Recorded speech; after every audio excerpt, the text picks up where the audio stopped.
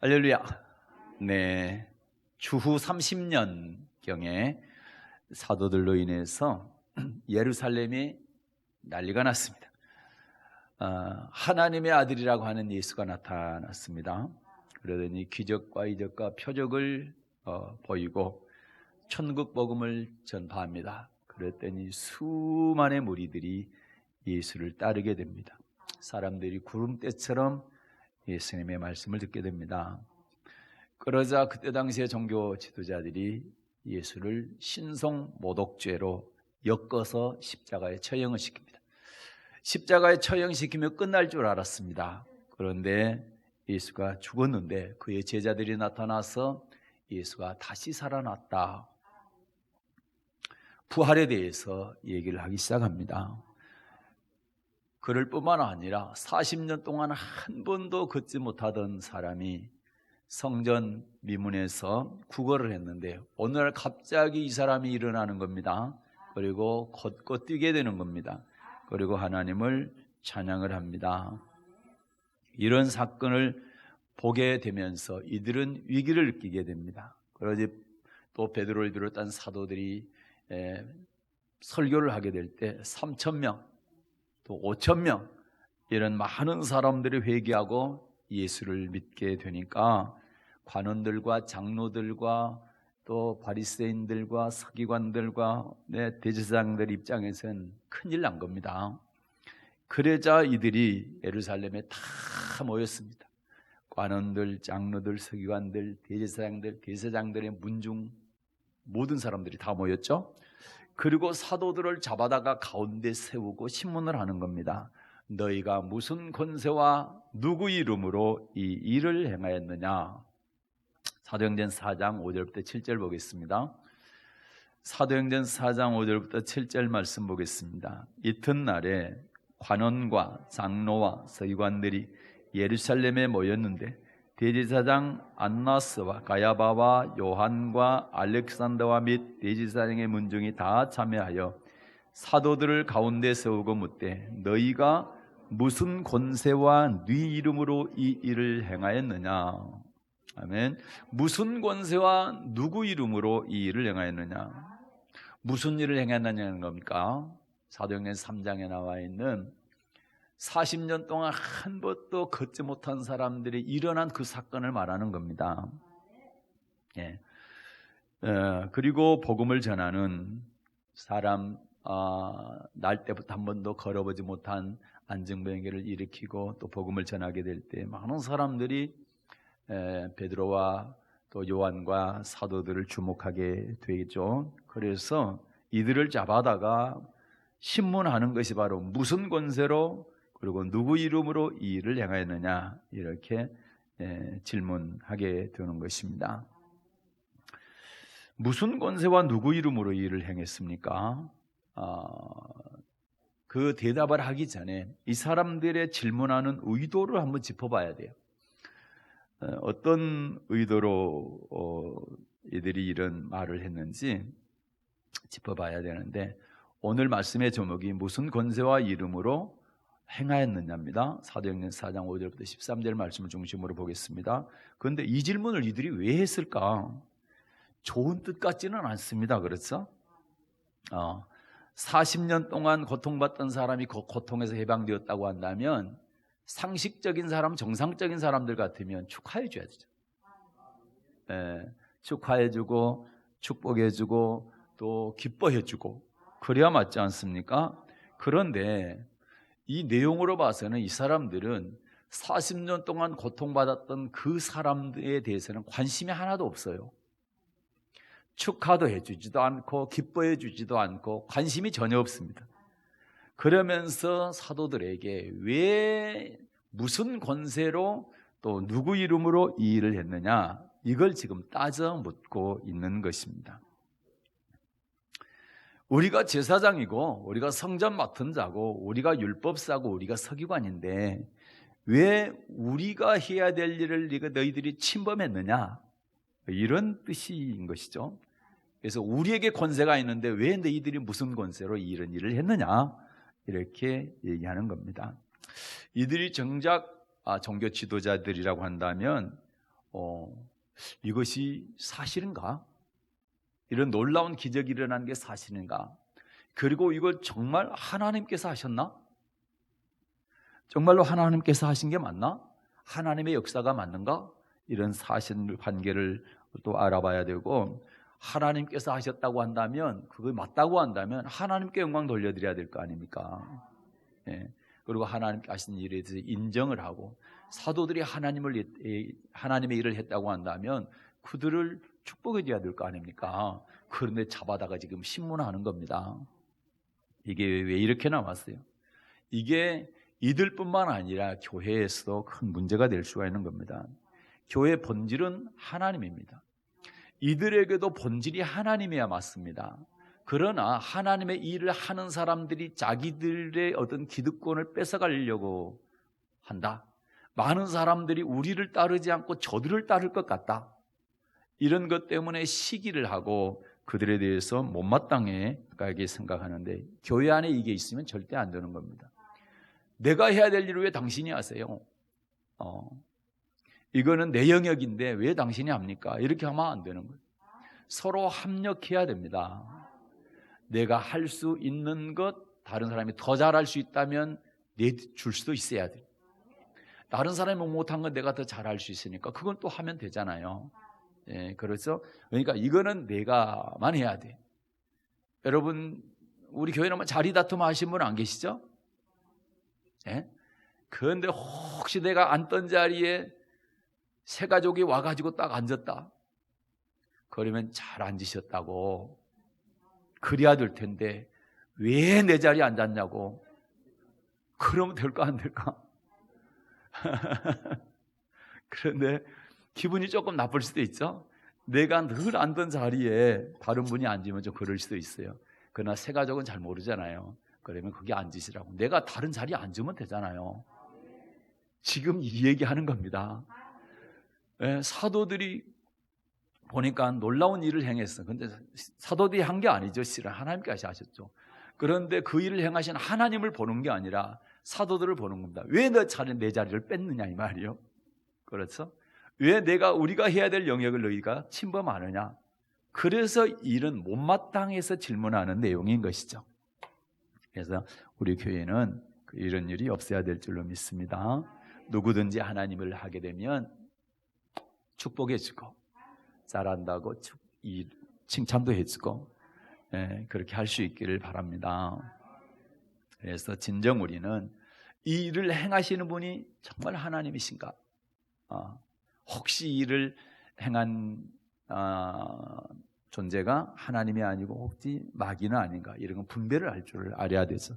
그리고 하나님이 하신 일이라고 한다면 우리는 절대적으로 그 일에 대해서 태클을 걸거나 그래서 못마땅해 하거나 시기해서는 안 되는 것입니다. 그래서 이런 질문의 의도가 좀 좋은 의도는 아니지만 이들의 질문에 대해서 베드로를 비롯한 사도들이 대답하는 그 말씀을 가지고 그 장면을 가지고 은혜를 받기를 원합니다. 무슨 권세와 누구 이름으로 이 일을 행하였느냐 이렇게 묻게 될 때에 베드로가 이렇게 대답하는 거죠. 사도행전 4장 8절부터 10절입니다. 8절부터 10절 받들겠습니다. 이에 베드로가 성령이 충만하여 가려되 백성의 관원과 장로들아, 만일 병인에게 행한 착한 일에 대하여 이 사람이 어떻게 구원을 얻었느냐고 오늘 우리에게 질문하면 너희와 모든 이스라엘 백성들은 알라. 너희가 십자가에 못 박고 하나님이 죽은 자 가운데서 살리신 나사렛 예수 그리스도의 이름으로 이 사람이 건강하게 되어 너희 앞에 섰느니라. 아멘. 무슨 권세와 누구 이름으로 일을 행했느냐? 이렇게 묻게 될 때에 어떻게 대답합니까?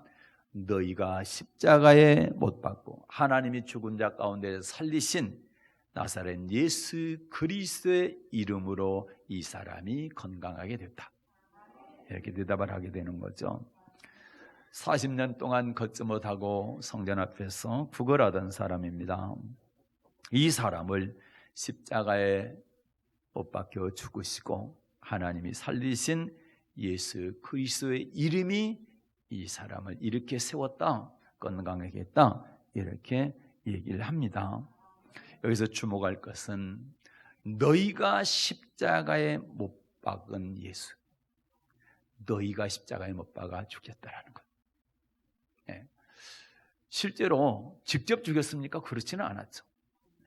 이 사람들이 직접 죽인 건 아니고 직접 누가 사형 선고했어요? 로마 사람 총독 빌라도가 사형 선고를 했습니다.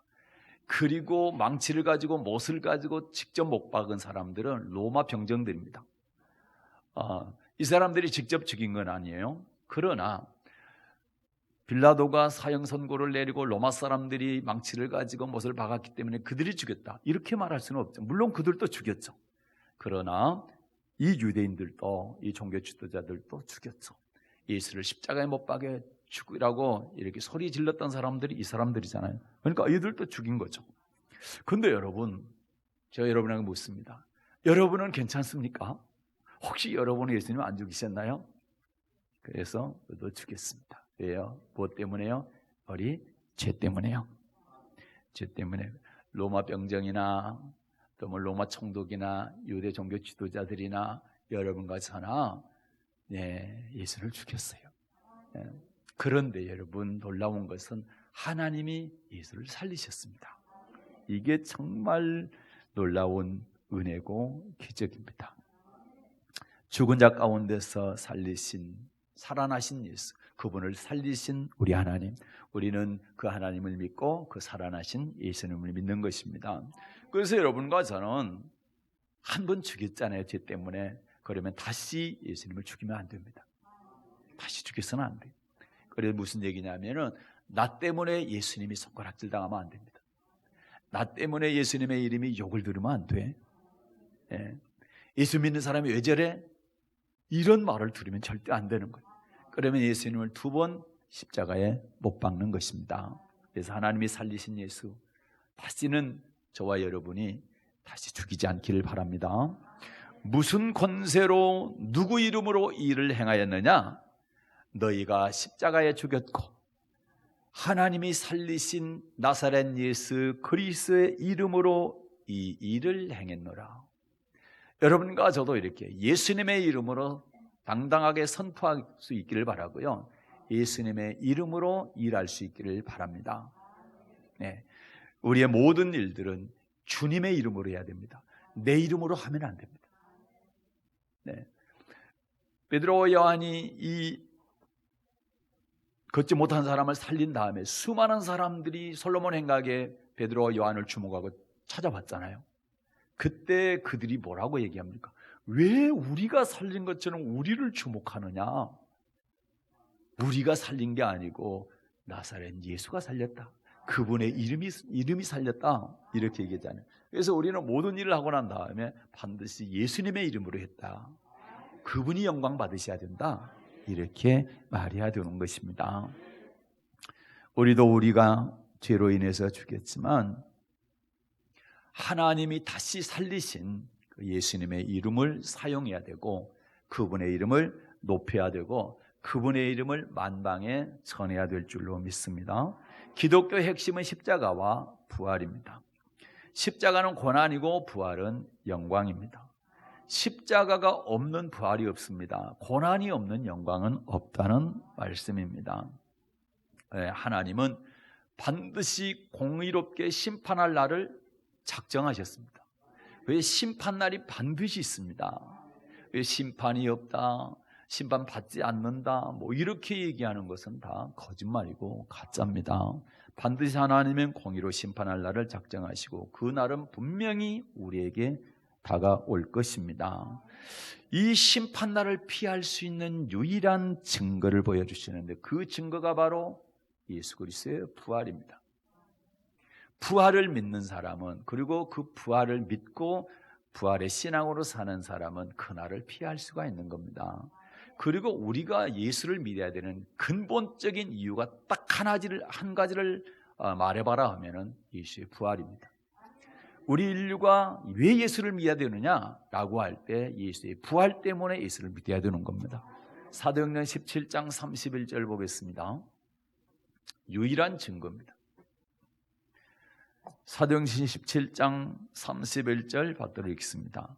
이는 정하신 사람으로 하여금 천하를 공의로 심판할 날을 작정하시고 이에 저를 죽은 자 가운데서 다시 살리신 것으로 모든 사람에게 믿을 만한 증거를 주셨음이니라 아니라. 아멘. 모든 사람, 이 모든 사람 안에는 저도 포함되고 여러분도 포함됩니까? 지금 예수 안 믿고 있는 사람도 다 포함됩니까? 한국 사람도 포함되지만 아프리카에 있는 어떤 작은 나라도 포함됩니까? 모두가 다 포함됩니다. 모든 사람들이 믿을 만한, 예수를 믿을 만한 증거가 뭐냐? 뭘 보고 믿으라? 부활을 보고 믿으라는 거예요. 그 어떠한 다른 종교에는 부활이 없습니다. 부활이 없다는 얘기는 다시 사는 게 없다는 얘기입니다. 그러면 다른 종교를 만들었던 종교 창시자들 있지 않습니까? 석가가 됐든 마호메트가 됐든 이런 분들은 좋은 인간일 수는 있겠지만 신은 될 수가 없는 거예요. 구원자는 될 수가 없습니다. 좋은 분이, 좋은 사람이면 틀림없습니다. 훌륭한 사람이면 틀림없습니다. 그러나 신이 될 수 없고 구원자가 될 수가 없다라는 거죠. 왜요? 그분들은 아직도 무덤에 계시고 앞으로도 무덤에 있을 겁니다. 주님 재림할 때까지. 그러나 주님 재림하시면 부활하게 될 텐데 두 가지 부활하죠. 하나는 생명의 부활하고 하나는 심판의 부활합니다. 예수를 안 믿는 사람은 다 심판의 부활하게 될 겁니다. 예수를 믿되 잘 믿은 사람은 생명의 부활하게 될 것입니다. 그런데 모든 인류에게 시대를 떠나서, 나라를 떠나서, 민족을 떠나서 반드시 예수를 믿어야 될 증거가 뭐냐? 그거는 부활이라. 예수만이 생명입니다. 그분만이 살아나셨어요. 다른 종교 창시자들은 다 지금도 무덤 속에 있어요. 본인이 무덤 속에 갇혀서 죽음을 이기지 못했다면 어떻게 그를 따르는 신도들을 부활시킬 수 있냐, 살릴 수가 있나 이 말이죠. 그러나 예수님은 살아나셨습니다. 부활의 첫 열매가 되셨고 그분 강림하실 때 그에게 붙은 자는 다 첫 번째 부활에 참여하게 되는 것입니다. 그래서 우리가 예수를 믿을 만한 증거가 뭐냐? 바로 부활이다. 할렐루야. 그래요. 그래서 부활이 없는 종교는 가짜일 수밖에 없는 것이고, 부활이 없는 종교를 믿는 것, 또 예수를 믿는다고 하면서도 부활을 믿지 않는다고 한다면 그것은 헛것이 되는 것입니다. 헛믿음인 겁니다. 그래서 부활을 믿고 죽은 성도들은 망한 자가 되는 것이고, 또 만약에 부활을 믿고 부활이 없는데도 불구하고 부활을 믿고 있는 성도가 있다면 이 땅에서 가장 불쌍한 자가 됩니다. 그러나 확실한 것은 부활은 반드시 있다. 부활하신 분이 계시고 그분께서 강림하시면, 재림하시면 반드시 우리를 부활시킨다.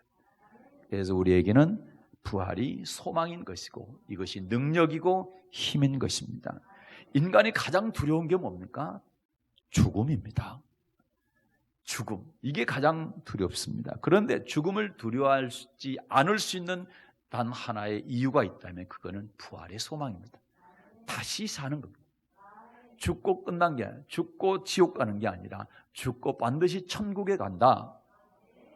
죽은 이후에 우리의 이 육체가 아니라 우리의 영혼이 다시 부활을 해서 천국 간다. 그 소망이면 이 땅의 죽음에 대해서 절대 두려워하지 않게 되는 것입니다. 죽음을 뛰어넘을 수가 있게 되는 것입니다. 그래서 복음을 전할 때 가장 강력한 복음의 능력이 뭐냐? 부활입니다. 그래서 복음을 전할 때 첫 번째 부활을 전하는 겁니다. 그래서 이 사도들이 전한 것이 부활의 도를 전했다는 거예요. 사도행전 4장에 1, 2절에 보게 되면 부활의 도를 전했다. 그런데 종교 지도자들이 그때 당시에 제사장들이나 바리새인과 서기관들, 이 사람들이 뭘 싫어했냐? 부활의 도 전함을 싫어했다. 부활 전하는 거에 제일 싫은 거예요. 자기들이 예수가 잘못됐고 예수는 하나님의 아들도 아니고 신성모독한 아주 나쁜 놈이다, 이렇게 해서 십자가 처형을 시켰는데 다시 살아났으니 이게 사실로 드러나면 자기들은 설 자리가 없는 거예요. 그러니까 부활 도전하는 걸 제일 싫어해서 사도들을 잡아다가 신문을 하게 되는 겁니다. 그러나 무슨 권세와 이름으로 이 일을 행했느냐라고 하게 될 때 너희들이 십자가에 죽였지만 하나님이 다시 살리신 예수의 이름으로 우리가 이 일을 행했다. 이렇게 전하게 된 것입니다. 또 그 질문에 대해서 두 번째 대답은 그렇습니다. 구원을 주시는 이름의 권세로 우리가 이 일을 행했다. 구원자의 이름, 그 이름이 예수라는 겁니다. 사도행전 4장 12절입니다. 사도행전 4장 12절 다들 읽겠습니다. 다른 이로서는 구원을 얻을 수 없나니 천하 인간의 구원을 얻을 만한 다른 이름을 우리에게 주신 일이 없음이니라 하였더라. 아멘. 다른 이로서는 구원을 얻을 수 없네. 예수 이름 외에 다른 이름으로는 절대로 구원을 받을 수가 없습니다. 하나님이 창조주입니다. 그런데 하나님께서 구원받을 만한 이름을 예수 이름 외에는 준 적이 없어요. 그래서 예수 이름 아닌 다른 것을 믿어서는 구원을 받을 수가 없는 것입니다. 다른 이로서는 구원을 얻을 수 없다. 천하 인간의 구원을 얻을 만한 다른 이름을 우리에게 주신 적이 없습니다. 예수 이름만이 우리에게 구원자, 구원의 이름인 줄로 믿습니다. 천지 창조하신 하나님께서 우리를 천국에 들어가기를 원하시죠. 아무리 악한 사람이라도 악을 행하다가 지옥 가는 걸 하나님은 절대 기뻐하지 않는, 정말 싫어합니다. 하나님은 아무리 악한 사람이라도 돌이켜 회개하고 예수 잘 믿어 말씀 순종해서 천국 가기를 원하시는 분입니다. 그런데 그분께서 말씀하시기를 구원의 주인이시고 어떤 사람이든지 한 사람도 지옥 가기를 원하지 않고 천국 가기를 원하는, 천국 구원 받기를 원하시는 그 하나님께서 구원은 예수밖에 없다 이렇게 못 박았기 때문에 예수님만이 구원자라는 사실을 우리는 의심하지 말아야 되고, 여러분이 예수님을 믿는 것을 정말 일생일대에 가장 잘한 선택이다 자부심을 갖기를 바랍니다. 그리고 내가 예수를 믿게 된 거 하나님께 감사할 수 있기를 바랍니다. 그래, 눈여겨봐야 될 구절이 있어요. 12절의 구원하고 9절의 구원은 달라요. 9절의 구원은 똑같은 단어인데 12절 구원과 단어는 같은데 의미가 달라요. 9절에서 구원은 40년 동안 한 번도 걷지 못한 사람이 걷게 되는 구원을 말합니다. 그가 건강해지는 구원을 말해요. 이걸 갖다 우리는 환경의 구원이라고 얘기합니다. 그러나 12절의 구원은 뭡니까? 천국 들어가는 구원을 말하는 거예요. 똑같이 구원이라는 단어를 썼는데 구원이라는 단어의 의미가 차이가 있다라는 거죠. 이 사람이 걷게 되니까 구원받았다, 그러니까 무조건 천국 간다, 그런 의미가 아니라는 얘기입니다. 네. 그래서 구원이란 단어에 대해서 의미적으로 잠깐만 살펴보겠습니다. 출애굽 사상으로 보겠습니다. 구원이란 단어의 의미가 세 가지가 있어요. 첫째는 애굽에서 구원받는다, 세상에서 구원받는다, 예수 안 믿다가 믿는 구원을 말합니다. 이것을 갖다가 우리는 죄에서 구원받는다 이렇게 얘기하죠. 출애굽기 6장 6절 보겠습니다. 출애굽기 6장 6절 말씀을 보겠습니다. 받들어 읽습니다. 그러므로 이스라엘 자손에게 말하기를 나는 여호와라, 내가 애굽 사람의 무거운 짐 밑에서 너희를 빼어내며 그 고요에서 너희를 건지며 편팔과 큰 장으로 너희를 구속하여. 아멘. 애굽 사람의 무거운 짐 밑에서 너희를 빼낸다. 애굽에서 탈출시켜주겠다, 애굽에서 구원해주겠다. 출애굽 사상을 해석을 할 때에 애굽을 세상으로 이렇게 의미를 두죠. 세상을 예표한다. 그 다음에 광야는 교회를 예표합니다. 그리고 가나안은 천국을 예표하죠. 그래서 여기서 애굽 사람의 짐 밑에서 너희를 빼낸다는 얘기는 애굽 세상에서 빼낸다. 그래서 어디로? 교회로 이끌겠다는 얘기입니다. 광야로 이끈다, 교회로 이끌겠다, 그 얘기거든요. 예수님이 이 땅에 오신 첫 번째 목적이 뭡니까? 죄에서 구원하시기 위해서 오신 거죠. 마태복음 1장 21절 보겠습니다. 마태복음 1장 21절 받들어 읽겠습니다. 아들을 낳으리니 이름을 예수라 하라. 이는 그가 자기 백성을 저희 죄에서 구원할 자이심이 아니라. 아멘. 예수님께서 이 땅에 오시는 첫 번째 목적이 뭡니까? 자기 백성을 뭐에서요? 죄에서 구원할 자. 여기서 죄에서 구원이라는 단어가 나오죠. 구원이라는 단어가 나오는데 어디서 구원이요? 죄에서 구원이요. 그래서 구원이라는 의미의 첫 번째 의미가 뭐냐? 죄에서 구원입니다. 예수 안 믿던 사람이 예수 믿어서 구원받아 교회 나오는 구원을 말하는 겁니다. 그 다음에 오늘 읽었죠? 자, 누가복음 24장 47절 볼게요. 누가복음 24장 47절 받들어 읽겠습니다. 또 그의 이름으로 죄사함을 얻게 하는 회개가 예루살렘으로부터 시작하여 모든 족속에게 전파될 것이 기록되었으니 아멘. 그의 이름으로 죄사함을 얻게 하는 회개. 누구 이름으로요? 예수 이름으로. 그러니까 우리가 죄사함을 얻으려면, 우리 죄를 용서받으려면 누구 이름을 믿어야 된다? 예수의 이름을 믿어야 된다. 네. 네. 그것 때문에 예수님께서 초림하신 겁니다. 우리의 죄 때문에요. 우리의 죄를 용서하시기 위해서. 그래서 십자가에 죽으셔서 피 흘리셨다는 얘기가, 우리가 죄 때문에 피 흘려 죽어야 되는데 우리 죄를 짊어지시고 대신 담당하시고 우리 대신에 피 흘려 대신 죽어주신 겁니다.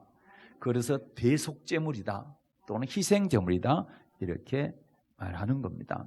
그래서 세례 요한도 예수님도 제자들도 회개하라 천국이 가까웠느니라. 그래서 죄는 반드시 회개하고 사함을 받는 겁니다. 그래서 죄 사함에는 회개가 따르는 겁니다. 그래서 마태복음 26장 28절을 제가 읽어드릴게요. 이것은 죄 사함을 얻게 하려고 많은 사람을 위하여 흘리는 바 나의 피, 곧 언약의 피니라. 그러니까 예수님께서 왜 피 흘려 죽으시냐? 많은 사람들에게 죄 사함을 얻게 하기 위해서 피 흘려 죽으신다라는 거죠. 성찬식을 제정할 때 그렇게 포도주잔을 딱 돌리면서 그 말씀을 하신 거예요. 내가 피 흘려 죽는데 그것은 많은 사람의 죄 사함을 위해서 내가 피 흘려 죽는다 이렇게 말씀하신 것이죠. 구원의 용어, 구원이라는 단어의 그 의미 첫 번째는 죄에서 구원입니다. 두 번째는 환경에서 구원입니다. 출애굽기 6장 7절 볼게요. 출애굽기 6장 7절 받들어 읽겠습니다. 너희로 내 백성을 삼고 나는 너희 하나님이 되리니 나는 애굽 사람의 무거운 짐 밑에서 너희를 빼어낸 너희 하나님 여호와인 줄 너희가 알지라. 아멘. 여기 보면 너희로 내 백성을 삼고 나는 너희 하나님이 되리니, 굉장히 중요한 말씀. 너희로 내 백성을 삼는다, 내 자녀 삼는다, 내 백성. 누가요? 하나님께서요.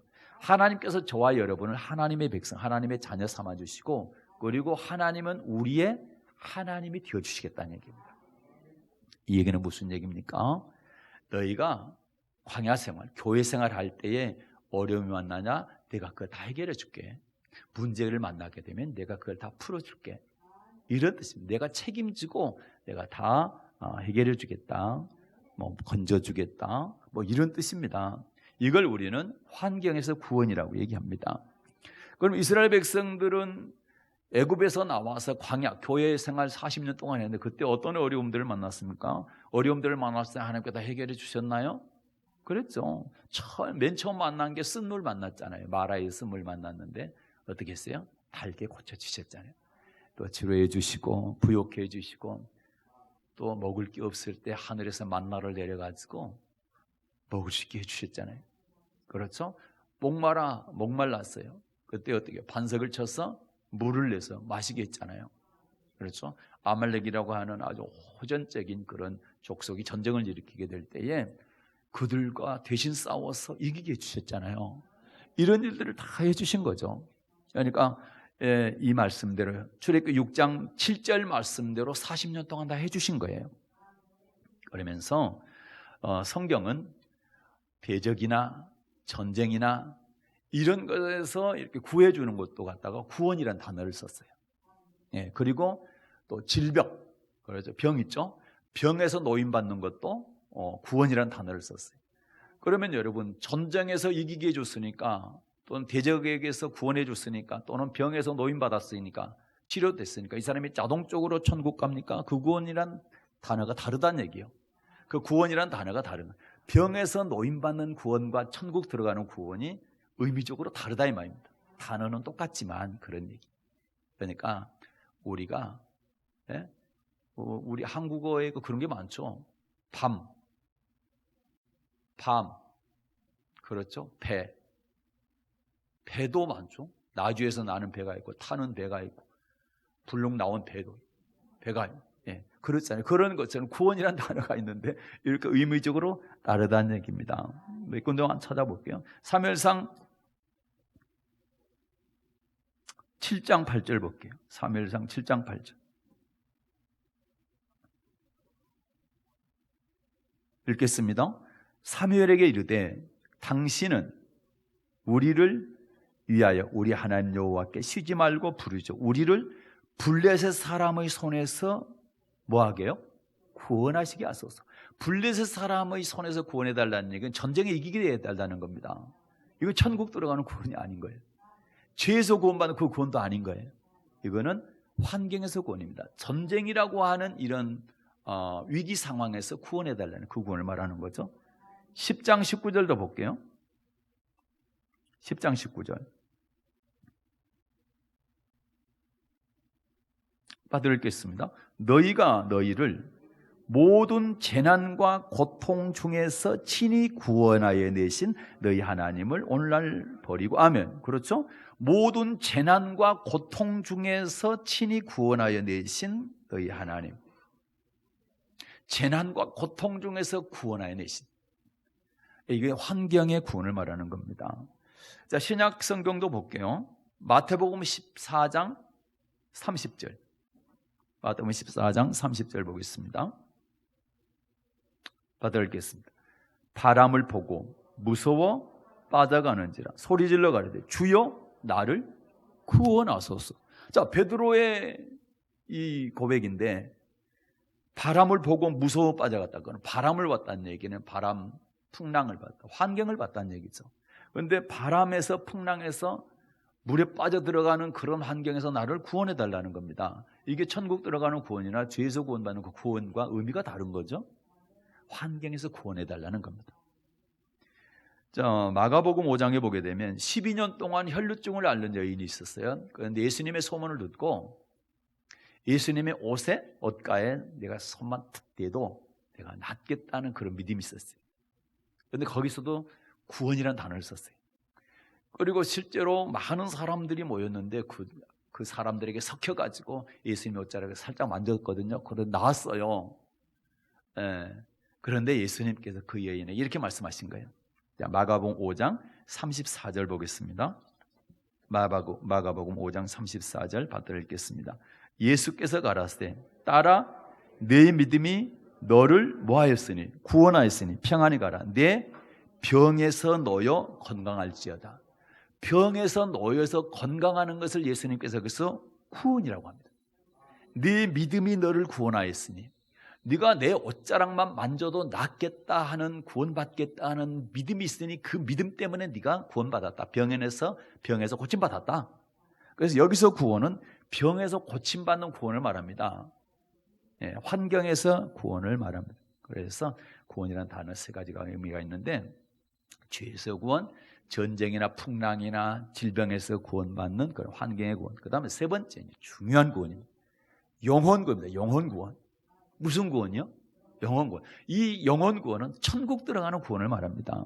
출애굽기 6장 8절입니다. 출애굽기 6장 8절 받들어 읽겠습니다. 내가 아브라함과 이삭과 야곱에게 주기로 맹세한 땅으로 너희를 인도하고 그 땅을 너희에게 주어 기업을 삼게 하리라. 나는 여호와로라 하셨다라. 아멘. 아브라함과 이삭과 야곱에게 주기로 약속한 땅이 어느 땅입니까? 가나안 땅이죠. 가나안 땅. 이 가나안 땅, 아브라함과 이삭과 야곱에게 약속하신 땅이 가나안 땅인데 이걸 의미적으로 보게 되면 이 땅을 뭐라고 얘기하느냐? 히브리서 11장입니다. 8절부터 10절입니다. 아브라함과 이삭이 뭘 바라보고 살았냐? 보겠습니다. 히브리서 11장 8절부터 10절입니다. 그러면 아브라함과 이삭과 야곱에게 주기로 한 땅이 가나안 땅인데 이걸 의미하는구나, 이렇게 알 수가 있어요. 히브리서 11장 8절부터 10절, 믿음으로 아브라함은 부르심을 받았을 때에 순종하여 장래 기업으로 받을 땅에 나갈새 갈 바를 알지 못하고 나갔으며, 믿음으로 저가 외방에 있는 것 같이 약속하신 땅에 우거하여 동일한 약속을 유업으로 함께 받은 이삭과 야곱으로 더불어 장막에 거하였으니 이는 하나님의 경영하시고 지으실 터가 있는 성을 바랐습니다. 아멘. 이들이 바라봤던, 하나님께 이들에게 약속하셨던 그 땅, 가나안 땅, 여기서 뭐라고 합니까? 하나님의 경영하시고 지으실 터가 있는 성. 하나님의 경영하시고 지으실 터가 있는 성, 그 성이 어떤 성입니까? 그래요, 계시록 21장 1절 2절 보겠습니다. 이 성입니다. 요한계시록 21장 1, 2절입니다. 이 성을 바라봤다라는 거예요. 그러니까 아브라함과 이삭과 야곱에게 주기로 맹세한 곳이 어디냐? 이 성입니다. 이 성, 하나님의 경영하시고 지으실 터가 있는 성. 계시록 21장 1, 2절, 또 내가 새 하늘과 새 땅을 보니 처음 하늘과 처음 땅이 없어졌고 바다도 다시 있지 않더라. 또 내가 보매 거룩한 성 새 예루살렘이 하나님께로부터 하늘에서 내려오니 그 예비한 것이 신부가 남편을 위하여 탄장한 것 같더라. 아멘. 사절에 보면은 눈물도 없고 곡하는 것도 없고 뭡니까? 슬픔도 없고 사망도 없는 곳, 이곳이 어디입니까? 천국. 여기 2절에 보니까 거룩한 성 새 예루살렘이다. 거룩한 성 새 예루살렘이고요, 천국을 말합니다.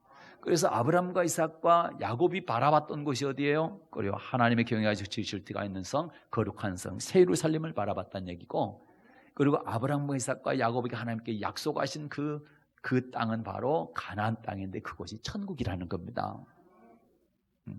우리도 뭘 바라보고 지금 신앙생활을 합니까? 이걸 바라보고, 천국 바라보고 신앙생활을 하는 거죠. 그래서 이 구원을 영혼 구원이라 합니다. 베드로를 통해서 하나님 말씀하시기를, 베드로 전서 1장을 볼게요. 여기 보면 말세에 나타내기로 예비한 구원이라는 단어가 나와요.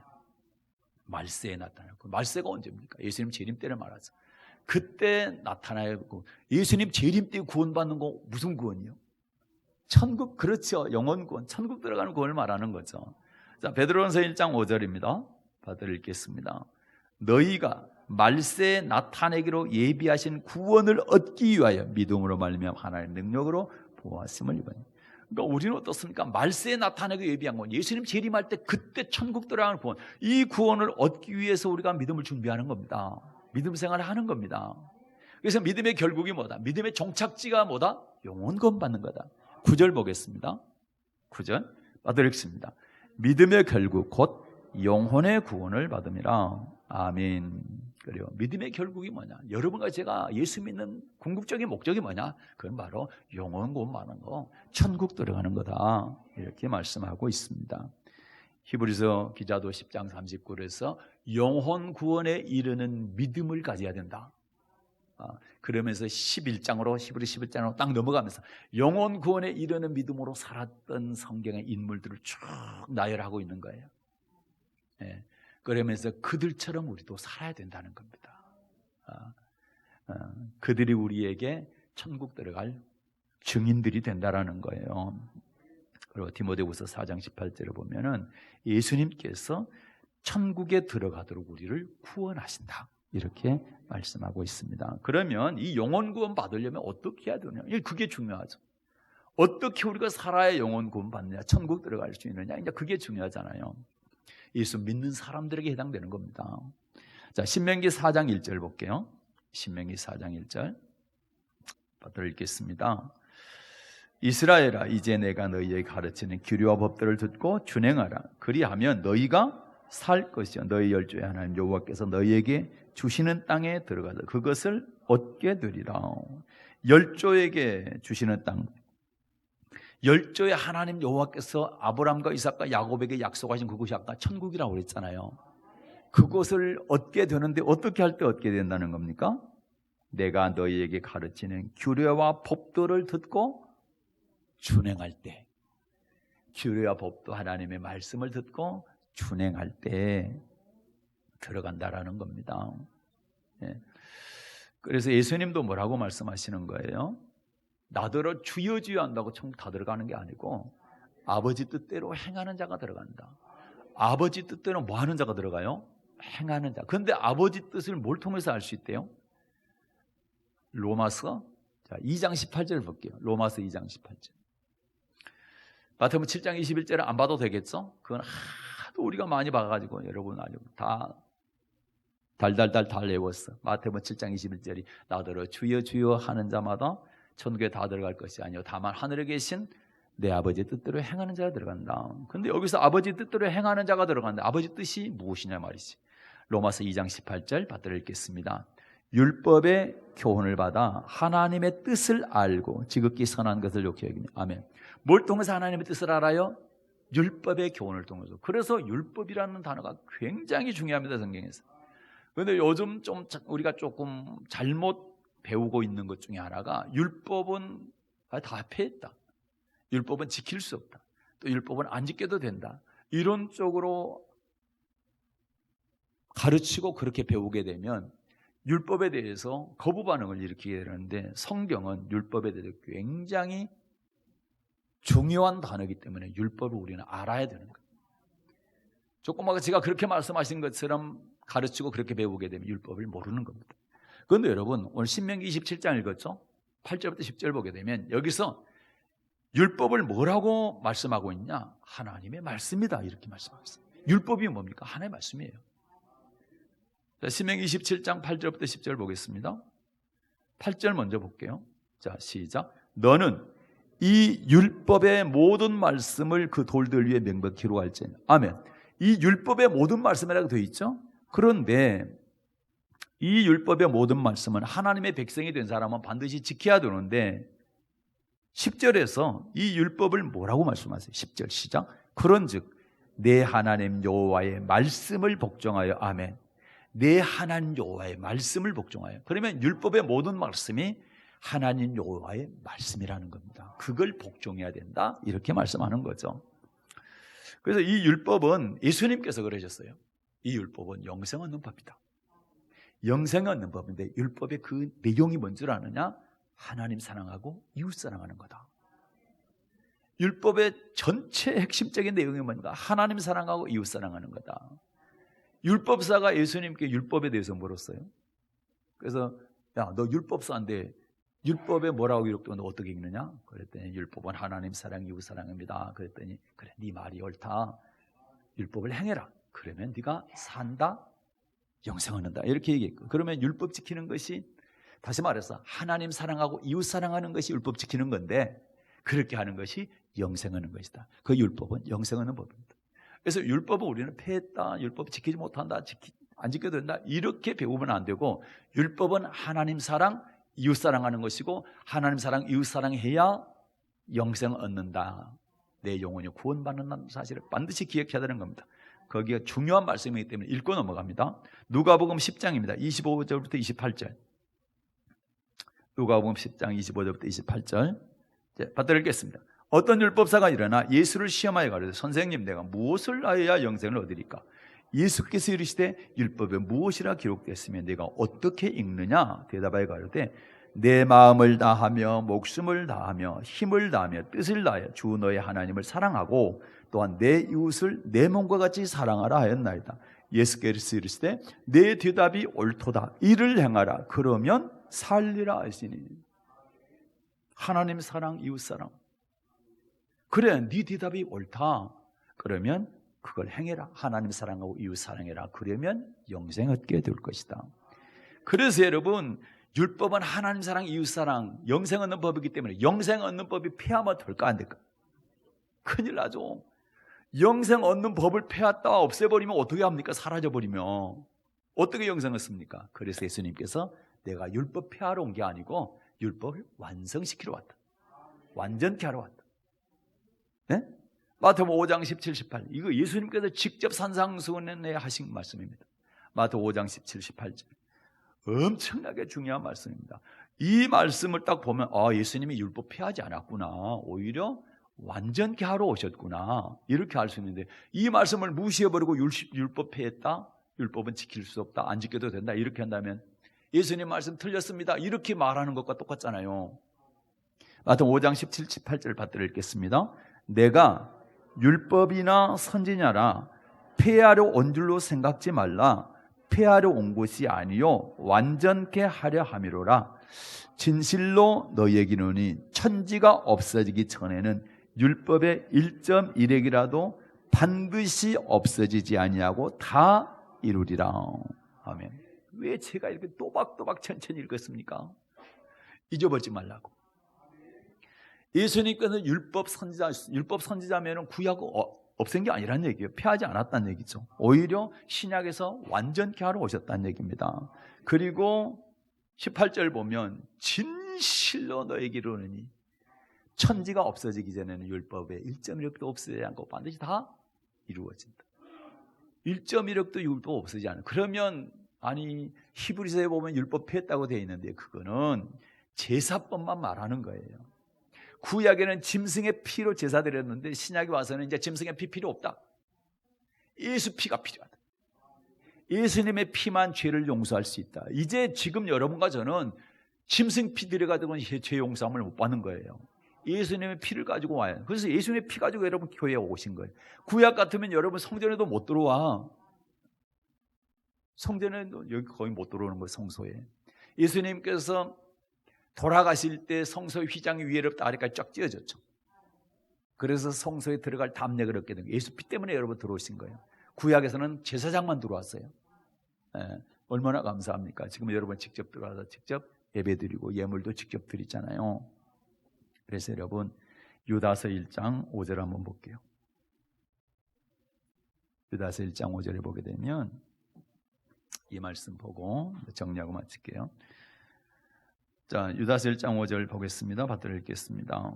너희가 본래 범사를 알았으나 내가 너희를 다시 생각나게 하고자 하노라. 주께서 백성을 애굽에서 구원하여 내시고 후에 믿지 않은 자들을 멸하셨으며. 아멘. 여러분, 이스라엘 백성들을 애굽에서 구원하여 내셨습니다. 그러면 애굽에서 구원받는 것을 아까 구원의 의미 세 가지 가운데 몇 번째입니까? 첫 번째죠. 죄에서 구원. 애굽에서 구원, 세상에서 구원입니다. 그렇게 해서 광야에 왔죠. 교회에 왔죠. 그런데 애굽에서 구원하여 내시고 광야에 왔어요. 교회에 왔어요. 그런데 후에 교회 온 후로 믿지 아니함으로 그들을 어떻게 했다는 거예요? 멸하셨다는 거예요.